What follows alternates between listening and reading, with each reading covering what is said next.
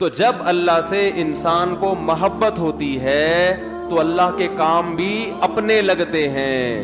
نماز بھی کیا لگتی ہے؟ اپنی. زکوٰۃ بھی اپنی. پھر مزہ آتا ہے ان کاموں میں.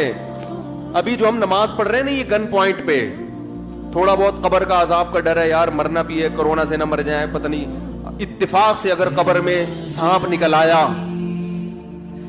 اتفاق سے اگر وہ باتیں فضائل اعمال میں جو لکھی ہوئی صحیح نکلی تو ہمارا کیا بنے گا؟ چلو جمعہ تو پڑھ لو جا کے. تو پھر کیسے آ رہے ہوتے ہیں آپ دیکھو, فجر میں کیا حال ہوتا ہے, ظہر میں کیا حال ہوتا ہے, عصر میں. آپ صلی اللہ علیہ وسلم نے فرمایا جو نماز میں پہلی صف میں ہوگا, قیامت کے دن جب اللہ کا دربار لگے گا وہاں بھی پہلی صف میں ہوگا وہ.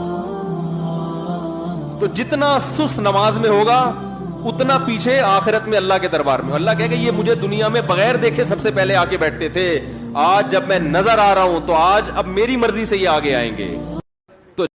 Likey